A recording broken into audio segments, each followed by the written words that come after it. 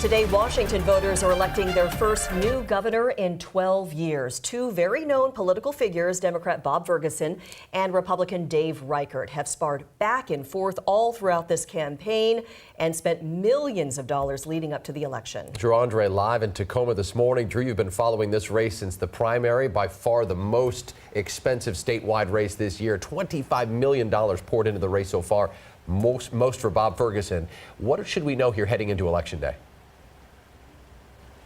Well, that's right. Well, Reichert is looking to become the first Republican in 40 years to become governor here in Washington. But if the primary results are any indicator, Ferguson has the advantage here. But of course, it will all come down to the votes. And a lot of those are going to be coming in here during Election Day. Pierce County, many people have waited until today to vote. This morning, we've already seen some here at the ballot boxes, too. So as we look back at those primary results in that crowded field in August, Attorney General Bob Ferguson picked up about 45% of the vote compared to about 27% for former Sheriff and Congressman Dave Reichert.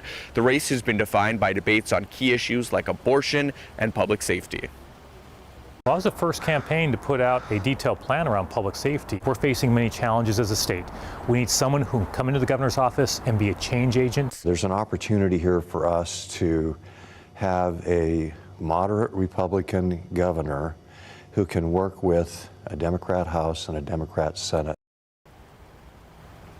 You've seen the political ads in this race, the most expensive race in the state. Ferguson's campaign has spent $14 million compared to Reichert's $6.7 million. Now back out here live in Pierce County.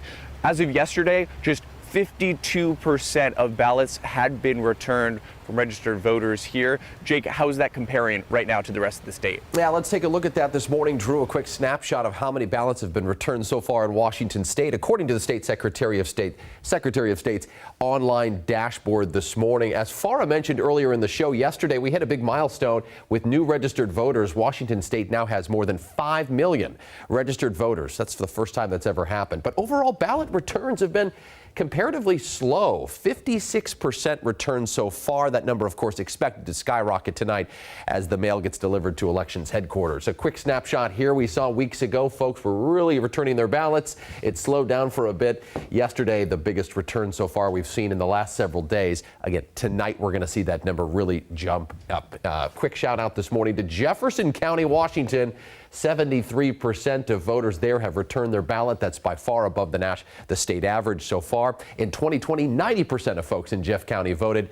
So yay for democracy in Jefferson County. Finally, a comparison to 2020 this morning. As I mentioned, 56% of folks have returned their ballots so far. In 2020 at this time, we were at 73% of ballots returned so far. But again, that was a pandemic. We were locked down. Early voting was requested. So not quite apples to apples there, but a long way to go. Mimi, it's expected to increase here in the final hours as we see folks return their ballots today. Yeah, and today you're going to see us using this brand new tool to track all the votes as they come in state by state and county by county. Now, Washington is projected to vote for Kamala Harris, but there is one county that a lot of people will be looking at, and that is Clallam County. Now, the focus here on this county is really interesting because it's the only county in America to vote for the winning presidential candidate every year since 1980. Take a look at this. Back in 2020, voters elected Biden by just a very small margin. We're talking about 1,600 votes.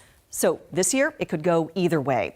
Now, speaking of tight races, one of the closest races that we're all watching across the country right now is in Southwest Washington. This is Congressional District 3, where freshman Representative Maria Gluesenkamp-Perez is running again against Republican Joe Kent. This is a rematch. Now, even the U.S. Speaker of the House campaigned in Washington for this race, and that's because it is within striking range for the GOP. Take a look at this. 2 years ago, Perez won this seat by fewer than 3,000 votes. Now, there's another open seat on the Olympic Peninsula, and that is Congressional District 6, as I switch here. Derek Kilmer won this seat handily, but he's retiring. So this year, we've got 2 state senators running for that seat. We've got Bremerton Democrat Emily Randall running against Republican Shelton resident Republican Drew McEwen. Let's get you a look right now at the House as we're looking for balance of power in the House. Republicans, of course, control the House right now. Democrats just need a handful of votes in those battleground districts to take over the House. We'll be watching, of course, this very closely. Jake. Thank you, Mimi. Great breakdown there. We're also getting new video this morning showing someone setting fire to that ballot drop box in Vancouver, Washington. It destroyed hundreds of ballots last week. In the video here, you can see a person drive up to the box, and after about a minute, it starts smoking. And then there's an explosion. Police are still searching for that driver. They believe the same person targeted a ballot drop box in Portland, too. Right now, elections officials are monitoring other boxes across the state 24/7, and in some cases, police patrols have been increased. Some voters might not know how the entire ballot process works. This is a closer look inside the Pierce County Election Center. Today, county election centers are the only place to register to vote before the election. Voters can also go there to ask questions before turning in their ballots. On Monday, we got an up-close look at how workers received, confirmed, and counted votes. People will work in pairs to get the job done faster. And this morning, we'll also get a look inside King County's election headquarters. In less than 10 minutes, Farah Jadron will be live from inside the election center in Renton as the ballot counting continues.